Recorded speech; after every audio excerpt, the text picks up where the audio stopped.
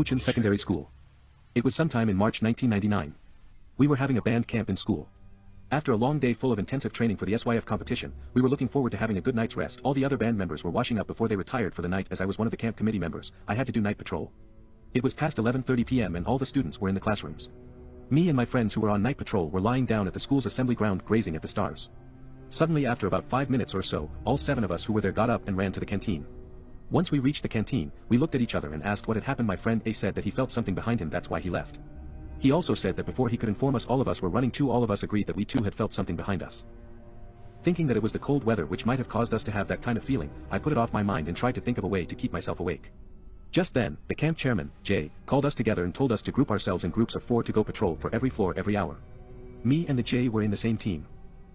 It was around 3:30 in the morning when we went for our third trip.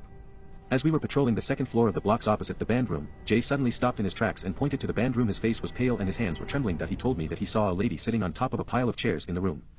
I too saw it, but I told him that it could be one of the gals. Just then, the rest of the patrol groups came to the second floor. When I saw that all of them were there, my heart started to pound. I still refused to believe that it could be a ghost. So I told them that it could be our teacher in charge. One of my friends told me that her group just went to the staff room and saw the 2 teachers sleeping. Early we walked down the stairs and headed towards the band room. All of us were sticking close together. I could even hear the heartbeat of my friends. We edged closer towards the door of the room.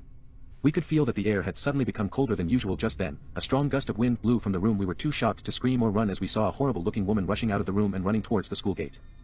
We watched in horror as the woman disappeared into the night. The next day, a few of my friends dreamt of a woman who tried to pull them out of the school.